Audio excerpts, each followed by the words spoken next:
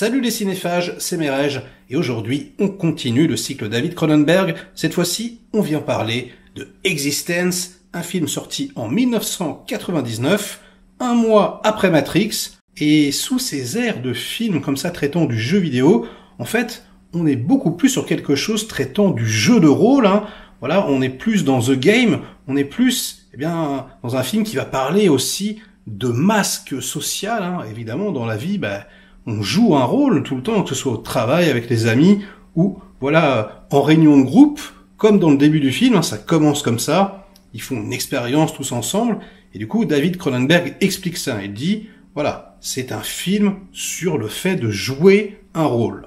Alors ne voyez surtout pas dans le film une quelconque critique des jeux vidéo, c'est absolument pas le cas. David Cronenberg l'a déjà dit plusieurs fois, il adore les jeux vidéo. D'ailleurs, il trouve que se poser la question, est-ce que le jeu vidéo est un art, est une question extrêmement intéressante et pertinente. Il dit que graphiquement c'est le cas, et qu'après il faut se poser la question sur le reste. Et en ce qui concerne la violence, est-ce que ça rend violent, etc. Il pense pas du tout. Lui, il trouve juste que la violence à l'intérieur des jeux permet, aux joueurs juste de se rendre compte que le monde est violent.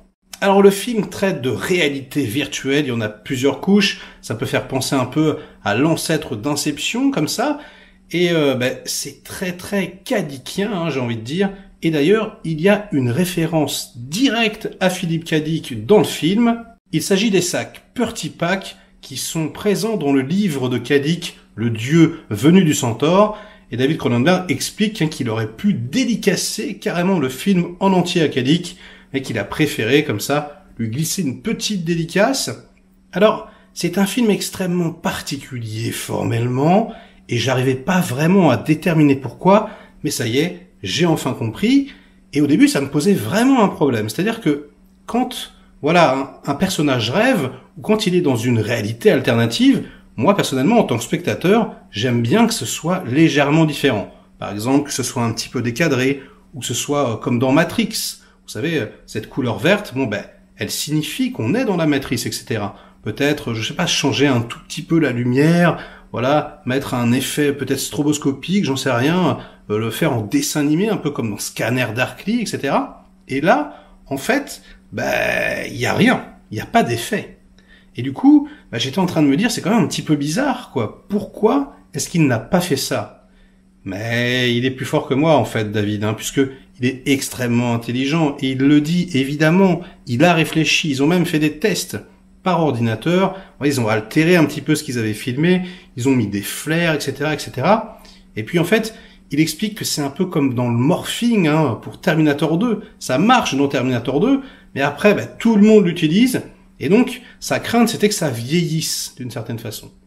Et du coup, il a préféré ne rien faire du tout, en tout cas sur la pellicule, mais plutôt à l'intérieur du cadre.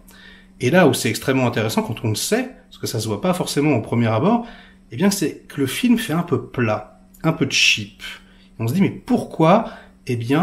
Parce que il n'y a par exemple pas de montre, il n'y a pas de bijoux, il n'y a pas de boucles d'oreilles, il n'y a pas, de costumes très très compliqués avec des cravates ou quoi que ce soit, c'est toujours très épuré, très simple, etc., etc. Et du coup, ça donne une sorte, d'austérité comme ça à l'ensemble, quelque chose qui fait complètement artificiel. Et c'est vrai qu'on le ressent quand on regarde le film, on ne sait pas trop d'où ça vient. Et pareil, tout ce qui constitue les décors, c'est l'épure, c'est l'austérité maximum. Par exemple, un motel, il va s'appeler motel, et c'est tout. Dans une chambre d'hôtel, vous n'aurez par exemple pas de téléphone, pas d'écran de télé, pas d'ordinateur, rien du tout. Et il explique que s'il a opté pour cette option, c'est juste que c'était logique pour lui, il s'est mis à la place des programmeurs du jeu, et il s'est dit que s'il y avait trop de choses complexes à animer, ça demanderait trop de ressources à l'ordinateur et tout. Je trouve ça assez hallucinant.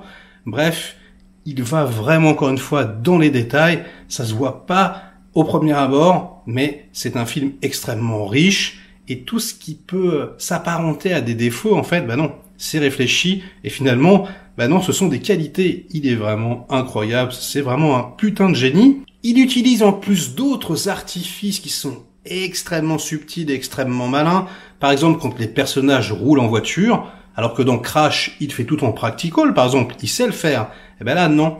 Là, il utilise la vieille technique Hitchcockienne, le rear window, hein, la projection, vous savez, et du coup, le spectateur se dit qu'est-ce que c'est que ça? Alors c'est pas un green screen, en plus ça marche mieux, mais effectivement subtilement, ça induit qu'on est dans un monde artificiel sans avoir à utiliser ce que je vous disais tout à l'heure, peut-être des changements de couleur ou des désaxements, etc., etc.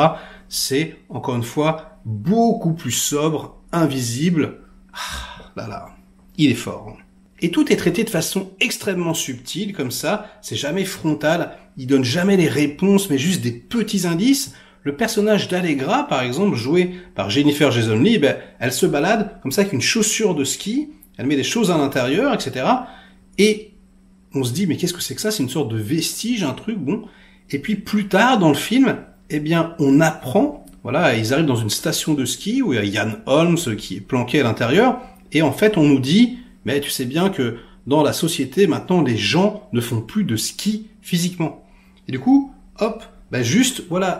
par ces deux petits éléments, on s'imagine une société un petit peu à la Wall-E, comme ça, où les gens n'ont plus d'activité physique, mais c'est vraiment, vraiment en filigrane. C'est pas du tout, encore une fois, à charge, c'est juste un constat. Alors, une des choses qui travaille le plus Cronenberg à l'intérieur du film, c'est évidemment le fait qu'on veuille tuer le créateur. Allegra, qui est présentée comme la plus grande créatrice de jeux vidéo, finalement, c'est l'archétype parfait de l'artiste, quelqu'un qui est aimé de tout le monde, qui un peu hypnotiseur, qui est comme ça un petit peu magicien, qui est comme ça un petit peu séducteur, son personnage, et du coup, on veut la tuer. Il y a une véritable fatwa sur elle, comme ça, c'est ce qui est dit dans le film, le mot fatwa. Et Cronenberg explique que s'il a écrit ce personnage et s'il a écrit ce film, en fait, c'est en résonance avec le fait que Salman Rushdie, pour les versets sataniques, était pris pour cible. C'était une des premières fois que ça arrivait, et du coup, on voulait lui faire la peau. Et ça, c'est vraiment quelque chose qui à la fois l'angoisse, à la fois l'interroge, à la fois le passionne. Le fait que la création d'un artiste puisse lui échapper, devenir quelque chose de vivant, et puis se retourner contre lui et au pire donc le tuer. Et c'est vraiment quelque chose qui est à plusieurs reprises dans le film, déjà avec le personnage d'Allegra, et puis la fin surtout, je sais pas si vous vous rappelez, quand on comprend finalement que tout ça n'était qu'un jeu, et puis que les deux personnages, Jude Law et Jennifer Jason Leigh, reviennent dans la réalité, ils sortent les deux flingues cachés sur le chien et ils exécutent à bout portant le créateur du jeu. Ils lui disent littéralement « Est-ce que le meilleur concepteur de jeux vidéo au monde ne mérite pas d'être puni pour avoir le mieux contrefait la réalité ?» Alors ce que je trouve très intéressant également à l'intérieur du film, c'est l'évolution de nos personnages principaux qui sont très très souvent, et comme dans toute la carrière de Cronenberg en mutation, souvent ils fusionnent avec quelque chose, et cette fois-ci, ils fusionnent avec une autre réalité. Ils ont un masque qui n'est pas du tout le leur, ils jouent des rôles qui sont aux antipodes de ce qu'ils sont dans la vie, donc c'est absolument génial, j'ai trouvé. On pourrait évidemment parler aussi de tout ce qui est à consonance sexuelle à l'intérieur des scènes. C'est pas compliqué, il y a un sous-texte sexuel partout.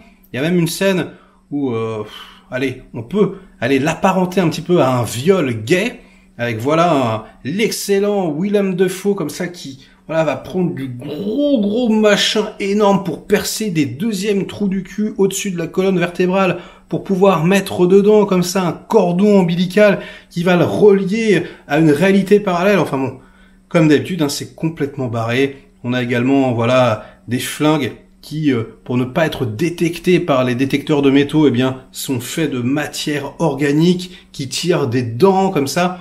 Enfin on est dans une imagerie très très Cronenbergienne, je sais pas si ça se dit, mais en tout cas, vous comprendrez l'idée. Il y a également des bestioles qu'on éventre, etc., etc.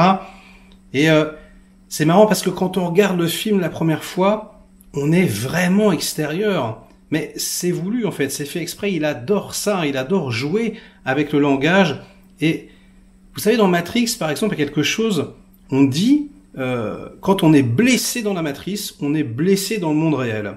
Et ça, c'est hyper important, je trouve, parce que ça apporte une notion de danger au film. Là, on nous dit rien du tout, quoi. On nous dit juste, bah, c'est un monde parallèle, et du coup, bah, il n'y a pas vraiment d'enjeu, quoi. Il n'y a pas vraiment de danger. Donc même tout ce qu'on voit, à un moment donné, il prend comme ça, il mange, c'est dégueulasse, mais du coup, est-ce que c'est vraiment répugnant si c'est juste virtuel? Est-ce que c'est vraiment gore si c'est juste virtuel? Est-ce que, voilà, nous, spectateurs, on peut vraiment être impliqués émotionnellement si c'est juste virtuel? Enfin, c'est énormément de questions qui nous posent, encore une fois, hein, c'est un film extrêmement passionnant et expérimental, et c'est vrai que, voilà, il y a des films, oui, qu'il faut voir plusieurs fois, hein, des films à twist comme ça, qui sont intéressants de redécouvrir. Donc bah, ça sera mon petit conseil final, regardez-le 2 fois franchement, et si la deuxième fois vous pouvez le regarder avec le commentaire audio de David Cronenberg, c'est encore mieux, parce que c'est vraiment excellent et hyper pertinent.